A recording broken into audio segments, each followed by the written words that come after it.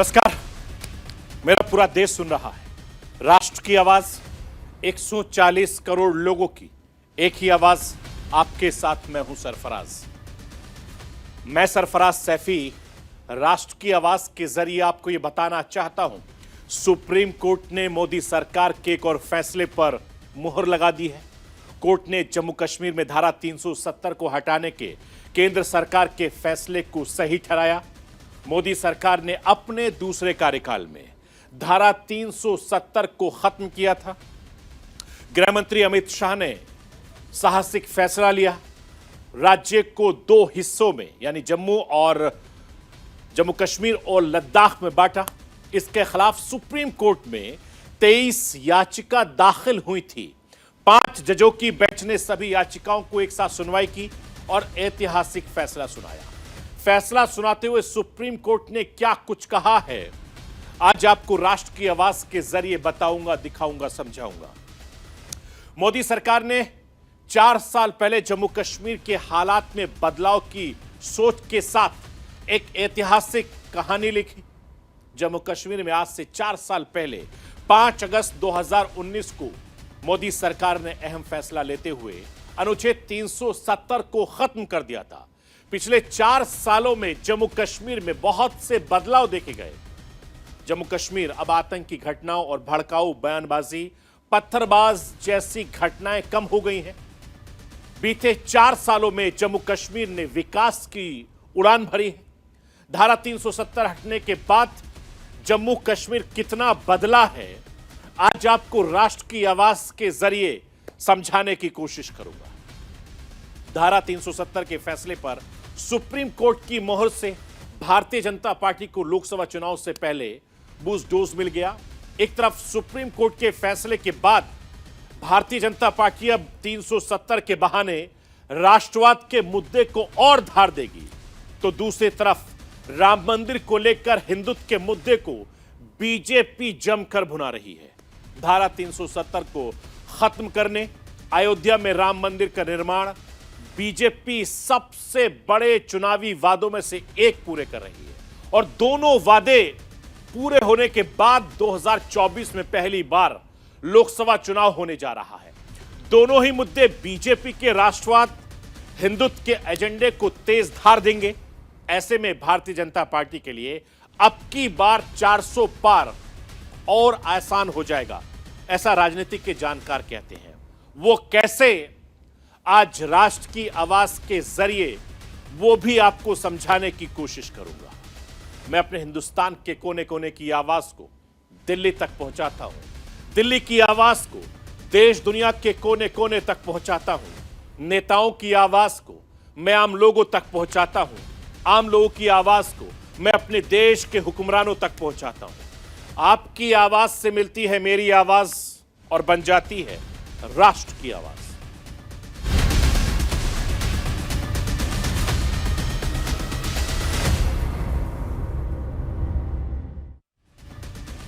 चार साल पहले मोदी सरकार ने एक ऐतिहासिक फैसला लिया था। जम्मू कश्मीर से धारा 370 को खत्म कर दिया। अब हिंदुस्तान की सबसे बड़ी अदालत ने मोदी सरकार के फैसले पर मोहर लगा दी है। सुप्रीम कोर्ट ने कहा कि यह कानून अस्थायी था, इसे हटाने का हिंदुस्तान के राष्ट्रपति के पास पूरा अधिकार है। और साथ ही सुप्रीम कोर्ट ने कहा कि जम्मू कश्मीर हिंदुस्तान का एक अहम हिस्सा है, इसके लिए कोई अलग से कानून नहीं आया है।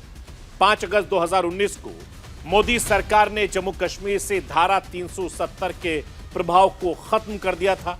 साथ ही राज्य को 2 हिस्सों में यानी जम्मू कश्मीर और लद्दाख में बांट दिया था। दोनों को केंद्र शासित प्रदेश बना दिया था। केंद्र के इस फैसले के खिलाफ सुप्रीम कोर्ट में 23 अर्जियां लगाई गई। सभी को सुनने के बाद सितंबर में कोर्ट ने फैसला सुरक्षित रख लिया। अब 370 हटने के 4 साल 4 महीने 6 दिन बाद सुप्रीम कोर्ट ने 5 जजों की बेंच ने यह ऐतिहासिक फैसला सुनाया है। सुप्रीम कोर्ट के इस फैसले की कुछ बड़ी बातें मैं आपको राष्ट्र की आवाज के जरिए समझाना चाहता हूं। सुप्रीम कोर्ट ने अपने फैसले में क्या कुछ कहा है, जरा उसको समझिए। सुप्रीम कोर्ट ने अपने फैसले में कहा है कि राष्ट्रपति को आर्टिकल 370 हटाने का हक है। आर्टिकल 370 हटाने का फैसला संवैधानिक तौर पर सही है। आर्टिकल 370 हटाने के पीछे कोई गलत फैसला नहीं है। संविधान के सभी प्रावधान जम्मू कश्मीर पर लागू होते हैं। यह फैसला जम्मू कश्मीर के एकीकरण के लिए था। जम्मू कश्मीर में जल्द चुनाव के लिए कदम उठाए जाएंगे और 30 सितंबर 2024 तक जम्मू कश्मीर में चुनाव हो। जम्मू कश्मीर में जल्द राज्य का दर्जा बहाल हो। सुप्रीम कोर्ट ने कहा है कि लद्दाख को अलग करने का फैसला सही था। मैं आपको यह बताना चाहता हूं कि चीफ जस्टिस ऑफ इंडिया ने कहा, केंद्र की तरफ से लिए गए हर फैसले को कोर्ट में चुनौती नहीं दी जा सकती। ऐसा करने से अराजकता फैल जाएगी। अगर केंद्र के फैसले से किसी तरह की मुश्किल खड़ी हो रही है, तभी इसे चुनौती दी जा सकती है। सुप्रीम कोर्ट ने याचिकाकर्ताओं की यह दलील खारिज कर दी। राष्ट्रपति शासन के दौरान केंद्र ऐसा कोई फैसला नहीं ले सकता जिसमें बदलाव ना किया जा सके। सुप्रीम कोर्ट के फैसले के बाद अब यह तय हो गया है कि अब जम्मू कश्मीर में धारा 370 की वापसी फिलहाल नहीं होने वाली। फैसले के बाद जहां एक तरफ घाटी में खुशी का माहौल है, तो दूसरी तरफ घाटी के तमाम बड़े नेता नाराज हैं। मैं राष्ट्र के आवाज के जरिए आपको घाटी के कुछ नेताओं को सुनवाना चाहता हूं। सुनिए वो क्या कुछ कह रहे हैं। उसमें गुलाम नबी आजाद भी हैं, महबूबा मुफ्ती भी हैं और भी कई बड़े नेता। रिजल्ट में अभी लाइव सुन रहा था और जो यूनानिमस जजमेंट थी, ये सुनकर बहुत निराशा हुई, बहुत अफसोस हुआ। मैं शुरू से ही कह रहा था कि दो अदारे हैं जो इसका फैसला कर सकता है, एक पार्लियामेंट, मरकजी सरकार, और दूसरा सुप्रीम कोर्ट। जाहिर है मरकजी सरकार करती नहीं, उन्होंने तो आर्टिकल 370 को ख़त्म किया, कानून बनाकर नया। अब ये आखिरी हमारी उम्मीद थी कि सुप्रीम कोर्ट इसमें सुनाई करे।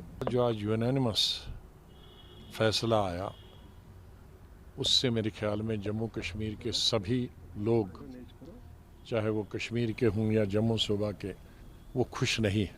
उम्मीद मत छोड़ो। जम्मू कश्मीर ने बहुत सारे उतार चढ़ाव देखे हैं। सुप्रीम कोर्ट का आज का फैसला ये एक पड़ाव है, मुश्किल ही सही पर पड़ाव है। ये मंजिल नहीं है हमारी। इसको मंजिल समझने की गलती मत करो। हमारे मुखालिफिन चाहते हैं कि हम उम्मीद छोड़ के, दिल बर्दाश्ता होके शिकस्त को तस्लीम करें, पर ऐसा नहीं होना है। आप जानते हैं कि सुप्रीम कोर्ट ने यह कहा कि 370 आर्जी है, इसलिए इसको हटाया गया। ये हमारी हार नहीं है, बल्कि आइडिया ऑफ इंडिया की हार है, हिंदुस्तान के तस्वुर की हार है। मैं आपको यह बताना चाहता हूं कि साल 2019 में भारतीय जनता पार्टी शानदार जीत के साथ सत्ता में आई। मोदी सरकार ने जब यह फैसला लिया तो हर कोई हैरान था। आजादी के बाद से 370 के साथ कोई बदलाव नहीं किया गया। नामुमकिन सा लगने वाला यह फैसला गृह मंत्री अमित शाह ने लिया। ऐसे में समझना जरूरी है कि 370 हटाए जाने के बाद जम्मू कश्मीर में क्या क्या बदला है, वो राष्ट्र की आवाज के जरिए मैं आपको बताना चाहता हूं। 2019 से पहले विशेष दर्जा के चलते जम्मू कश्मीर में बाहर के लोगों को जमीन खरीदने की इजाजत नहीं थी, लेकिन अब बाहरी लोगों के लिए संपत्ति के अधिकार है। 370 हटने के बाद जम्मू कश्मीर में दूसरे राज्यों के 34 लोगों ने संपत्ति भी खरीदी है। विशेष दर्जे के तहत जम्मू कश्मीर का अपना झंडा था, इसकी अपनी दंड संहिता थी, जिसे रणवीर दंड संहिता कहा जाता था। विशेष दर्जा समाप्त किए जाने के बाद सरकारी दफ्तरों में अब सिर्फ भारतीय तिरंगा यानी राष्ट्रीय ध्वज फहराया जाता है। जम्मू कश्मीर का झंडा अब हटा दिया गया है। अगस्त 2019 से पहले जम्मू कश्मीर की कोई महिला अगर किसी दूसरे राज्य के पुरुष से शादी करती थी तो महिला जम्मू कश्मीर में संपत्ति खरीदने का अधिकार खो देती थी। साथ ही विरासत में संपत्ति का अधिकार भी नहीं रहता था। लेकिन 370 हटाए जाने के बाद अब ऐसा नहीं है। जम्मू कश्मीर से दोहरी नागरिकता को भी समाप्त कर दिया गया है। जहां पहले जम्मू कश्मीर विधानसभा का कार्यकाल 6 साल का होता था, वही अब जम्मू कश्मीर का कार्यकाल उसे 5 साल का कर दिया गया है। मैं आपको आपको यह भी बताना चाहता हूं कि धारा 370 हटाए जाने के 3 साल बाद जम्मू कश्मीर पुलिस ने एक आंकड़ा साझा किया है। इसमें पुलिस ने 5 अगस्त 2016 से 4 अगस्त 2019, 5 अगस्त 2019 से लेकर 4 अगस्त 2022 के बीच हुई आतंकी घटनाएं, शहीद हुए जवान और मारे गए आम लोगों के आंकड़े बताए थे। मैं राष्ट्र की आवाज के जरिए आपको वो आंकड़े भी दिखाना चाहता हूं, आप देखिए इन आंकड़ों को। जम्मू कश्मीर पुलिस के मुताबिक 5 अगस्त 2016 से 4 अगस्त 2019 के बीच 930 आतंकी घटनाएं हुई थी जम्मू कश्मीर में, जिनमें से 290 जवान शहीद हुए थे और 191 आम लोग मारे गए। 5 अगस्त 2019 से लेकर 4 अगस्त 2022 के बीच 617 आतंकी घटनाएं हुई हैं, जिसमें हमारे 174 जवान शहीद हो गए थे और 110 नागरिकों की मौत हो गई। यानी धारा 370 खत्म होने के पहले बाद जम्मू कश्मीर में काफी ज्यादा बदलाव हुआ है और यही वजह है कि जम्मू कश्मीर के युवा सुप्रीम कोर्ट के फैसले से काफी खुश हैं। मैं राष्ट्र की आवाज के जरिए आपको जम्मू कश्मीर के युवाओं की आवाज सुनवाना चाहता हूं। सुनिए वो क्या कुछ कह रहे हैं। जो सुप्रीम कोर्ट ने 370 पे आज फैसला दिया है, हम उसका वेलकम करते हैं। और आज फाइनली सुप्रीम कोर्ट ने पार्लियामेंट के फैसले पे जो मोहर लगा दी है। देखिए 370 जो था ये सिर्फ एक शील्ड था उन पॉलिटिकल विजिलेंस पार्टीज के लिए जो हमेशा जो है कुर्सियों पे बैठना चाहती थी और वो पिछले 70 साल से जो है कुर्सियों के मजे जम्मू कश्मीर में लेते रहे, लेकिन जम्मू कश्मीर को उस नजरिए से डेवलपमेंट नहीं हुई, ना उन्होंने हिंदुस्तान के साथ जम्मू कश्मीर को उस नजरिए से मिलने दिया। खास करके वहां के नौजवानों को, वहां की जो आम आवाम है, सिर्फ पॉलिटिकल फायदे के लिए जो है वो दिल्ली में कुछ बात करते थे और जम्मू कश्मीर की आवाम से जो कुछ बात करते थे। लेकिन अब मैं आऊंगा कि अब फाइनली ये फैसला हो गया है और हम मरकजी सरकार को मुबारकबाद। मैं आपको ये बताना चाहता हूं कि केंद्र की मोदी सरकार इस साल जम्मू कश्मीर से जुड़े 2 महत्वपूर्ण विधेयक लेकर आई है। पहला Jammu Kashmir reorganisation amendment bill और दूसरा कश्मीरी रिजर्वेशन अमेंडमेंट बिल। इस बिल से SC/ST सामाजिक आर्थिक तौर पर पिछड़े लोगों को सरकारी नौकरियां और स्कूल कॉलेज में से आरक्षण का प्रावधान करता है। केंद्रीय गृह मंत्री अमित शाह ने लोकसभा में विधेयक पेश करते हुए कहा कि 70 सालों में जिनके साथ अन्याय हुआ है, जो अपमानित हुए हैं, जिनकी अनदेखी हुई है, उनको न्याय दिलाने वाले बिल हैं। इस दौरान सुप्रीम कोर्ट के फैसले को हिंदुस्तान के होम मिनिस्टर अमित शाह ने ऐतिहासिक बताया। मैं राष्ट्र की आवाज के जरिए होम मिनिस्टर अमित शाह को सुनवाना चाहता हूं। सुनिए वो सुप्रीम कोर्ट के फैसले पर क्या कुछ कह रहे हैं। मान्यवर, आज ये 2 बिल पारित भी होंगे, इसलिए भी आज का दिन बहुत महत्वपूर्ण है।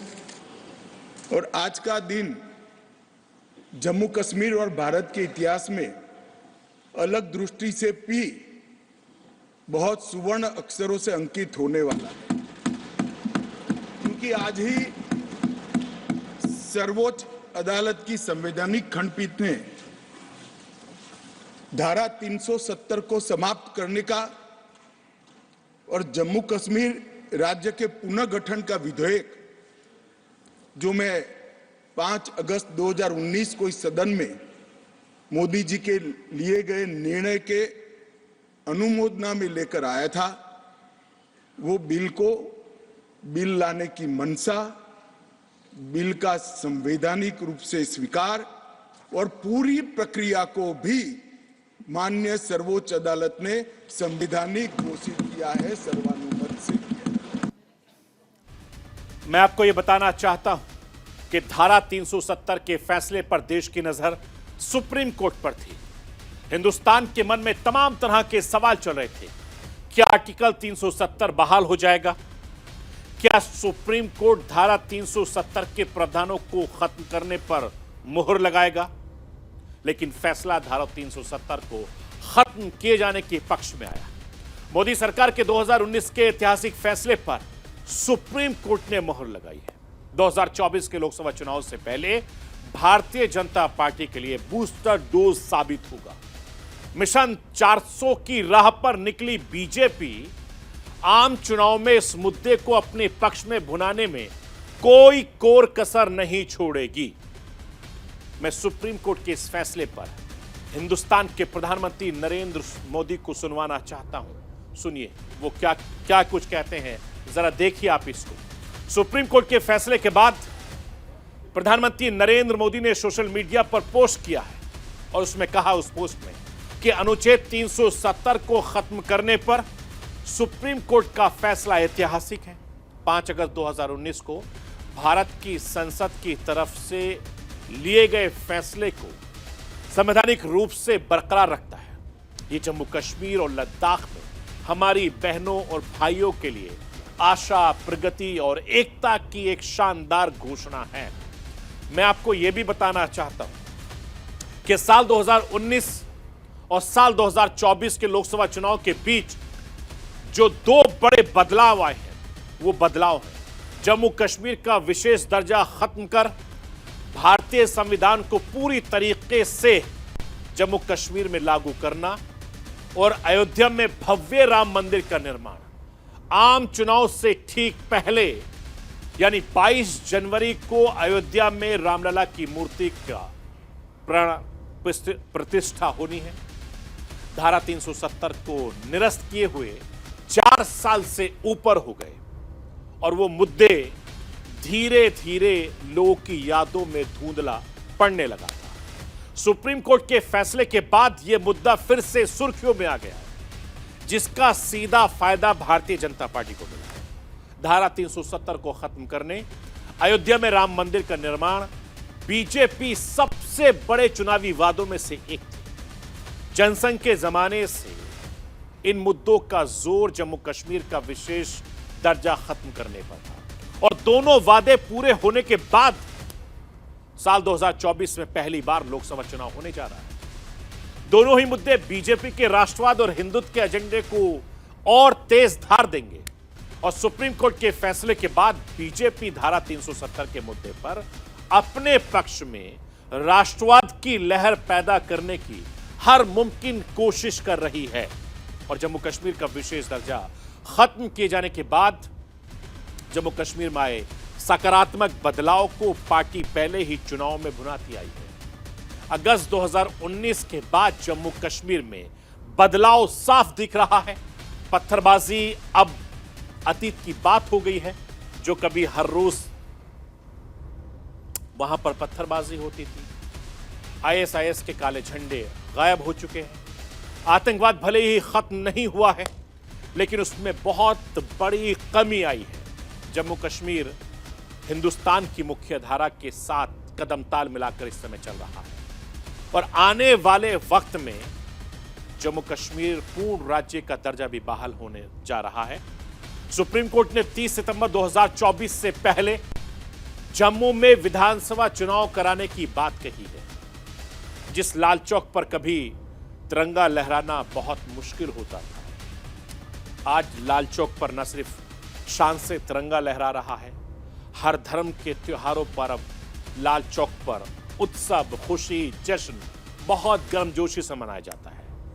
मैं आपको यह बताना चाहता हूं कि सुप्रीम कोर्ट का फैसला उस दिन आया जिस दिन 31 साल पहले लाल चौक पर तिरंगा फहराने के लिए भारतीय जनता पार्टी ने कन्याकुमारी से कश्मीर के लिए एक एकता यात्रा निकाली थी।